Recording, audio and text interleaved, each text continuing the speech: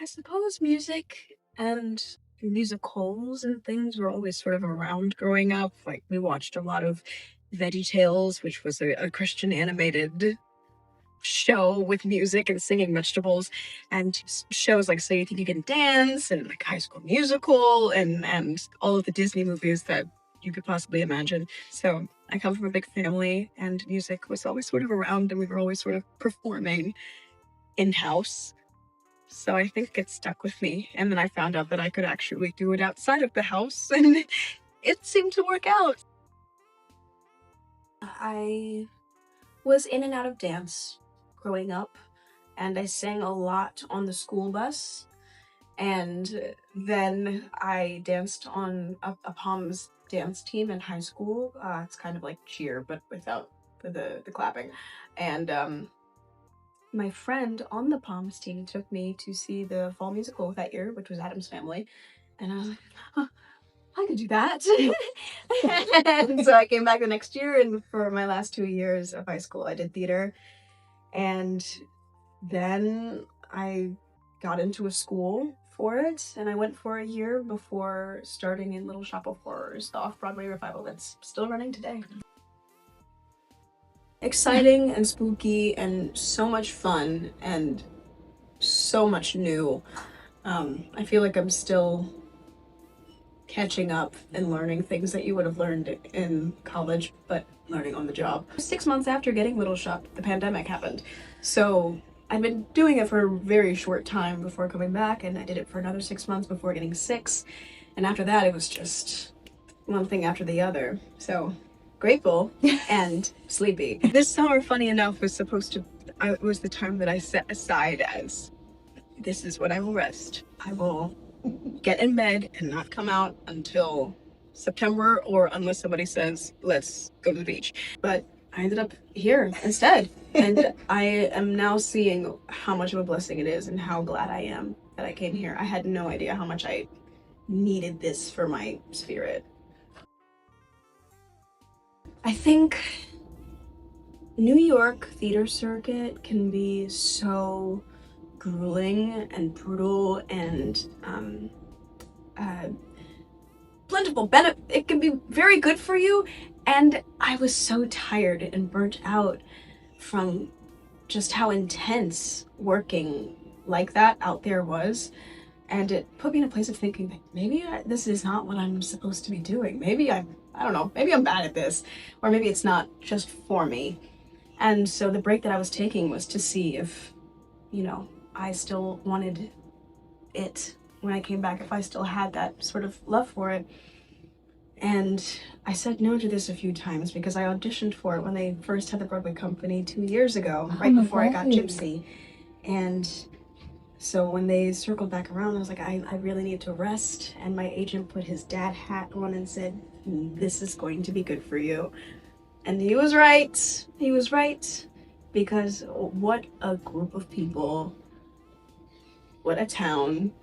Yeah, London town. What a great place to be in. What an amazing show to be a part of. And I'm learning so much about myself and about being, this is such a meaty show, learning so much about being alive and being a person through being here. I feel fully replenished. And it's only week 3. I would have to say the difference is energetic. I haven't been here for very long, and of course Cabaret is my only experience, but I can tell that everyone here is making sure that everyone that comes in and is in the building is having a good time, feeling good. Yeah. And, replacing is hard. It's just you in a very fluorescent room with no windows trying to muster up someone else within your body. And they made it easy. They made it fun. And they made it safe. I mean, now I can say I was lucky enough to not have seen it, because I think I may have gotten in my head more than I was already about it. But I think that's another thing about growing up. You learn how to say what you need. And so I remember on my first day, Tom and Ben both came to me with like things to say, and I came to them with things to say. Like they were saying, we want to be there for you. We want to make sure that we build this together the way that you want to do it. And I was saying, treat me as soy, and then tofu, and then perhaps a bit of heat on the tofu, and then maybe seasoning. We are going to build this so slowly, by the book. I need to take this one step at a time, and they were so amenable to that. And I feel like we built something really cool and something that feels like mine, that I'm proud of, which I don't feel like you get the time to do working in such an intense environment in New York. This feels so precious. Well, continuing to talk in the vein about how grateful I am to be here, this has been such a wonderful time to build trust with myself in terms of how I can build something and not be told what to do, where to stand, as someone that grew up with like a dancer's brain that isn't used to playing. And Gypsy, the show that I most previously did, was such a blessing to be able to learn from people that play so well, but at times it can be really intimidating, and sometimes I didn't feel like, I can't play. So this has been a time to learn how to do that. And I like to think of Sally as a tornado just as much as Madame Rose was. So there's lots to play with in a tornado.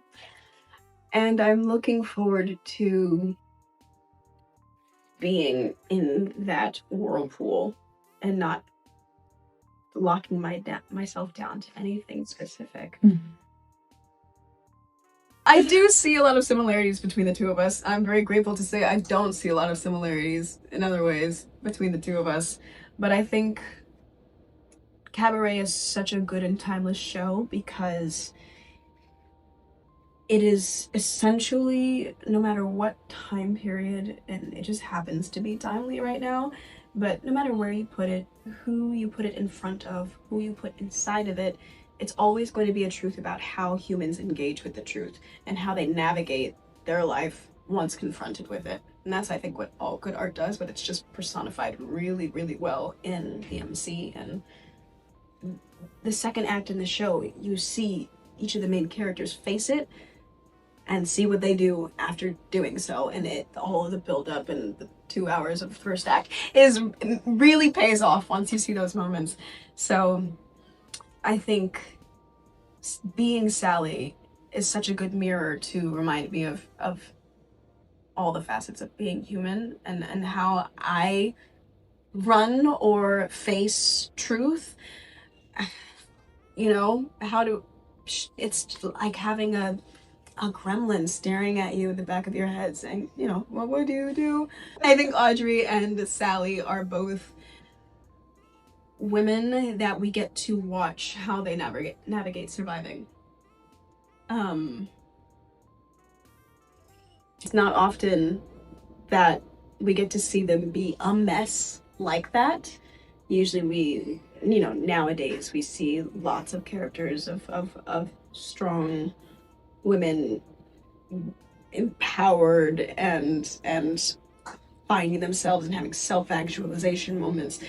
But I think Audrey and Sally are alike in the way that they don't really need to have that moment to have an arc. We meet them in the center of their state of survival and watch them kind of stay there through the show, and that carries the plot. I get chills watching the ensemble and how they move every day. The choreography in the show is out of this world, and to even do just a few steps of it is a dream, truly. The show has been, I think any show that's been open for longer than a year becomes a long-running game of telephone. The show that opened is not the show that's running right now. It's always dependent on who's in it and just how things have, maybe you're standing a little 6 inches away from where it was originally set. And that creates a whole different show when you put 300 of those little shifts together. So I'm glad that I saw this version. And, you know, you can learn a whole show in a tiny fluorescent box and walk away knowing it all, but still not get a lot of whys for the little in-betweens. So that's what seeing the show is helpful for. And they give me a buffet of whys watching the show. I cannot praise them highly enough. They're so good. In school, you learn about these shows and how high of a pedestal that they're on, and you go sit down in musical theater film class and you see a clip of it and you're like, oh, I don't really see anyone that looks like me, so that's probably not something that's going to be on my radar as something I'll need to know going forward. And then Gypsy happened, and I should have known better, but I didn't. But I'm glad that I didn't have years and years and years of preconceived notions about how it was supposed to be done walking in. I think I've been very lucky to almost every role I've done so far was originally played by someone that did not look like me. That's pretty much all I've done, but I don't think there's been a difference in that way, but I think Gypsy was the biggest lesson in learning how to communicate my needs and learning how to say what I think and learning how to think and not just be told what to do, and to question everything. So walking in curious was the biggest gift I could have received from having done that show. She led by example every single day, and I just and the Tony season and everything can be so intense, and the fact that she would show up the way that she did every day,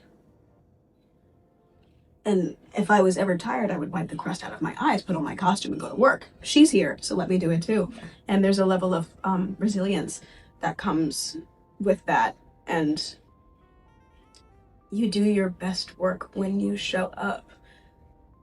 And I think you can be physically in a place, but you're not. You can be disengaged in other ways, and so to remain curious is to remain present. So that's like a huge unlock from watching her. The subject matter is so heavy, it's going to be hard to take it off at the end of the day. I remember there were days during Gypsy when I would just leave feeling so heavy. And this is just a tad heavier, and so I'm looking forward to being where my feet are. And the second I step out of the building, that she's left inside, that Sally is left inside. I think Sally's a bit of a cautionary tale. I think all of them, the show itself is a cautionary tale, and each character is just someone written in a different font. It's just how you're interacting with a harsh truth once faced with it. And we see, I mean, not to spoil anything, but she does a lot of self-sabotaging. She's partnered with someone and they're both running from the truth, but running in opposite directions. I'm still trying to figure out what I'm taking away from her. I'm letting her tell me what that is. Oh my god, I think this is going to be one. I think this is going to be mighty high on the list of career highs. Being Tony nominated is cool. I think Cabaret is going to sit higher in terms of where I'm at with myself in doing this show. A career highlight, doing the anniversary concert of Songs for a New World here last year was really cool. I'm very excited for Galileo. It's sort of like a what humans do when faced with truth situation. All good art does that. And it's got some really gnarly music in there, some really juicy scenes, some really wonderful people working on it. Galileo was one of the first workshops I'd ever done. So to be a part of something from the development days. This is my first time sticking with it all the way to the end. It's the first original work that I've ever been a part of, because The Notebook was based off of a movie, and, you know, Gypsy was a revival, and Shop a revival. That would be nice to do something on screen. I would be most grateful to learn new things and to tread uncharted waters. And after this, I'm doing Galileo. And hopefully after Galileo, I can go to bed. As of now, that's the plan.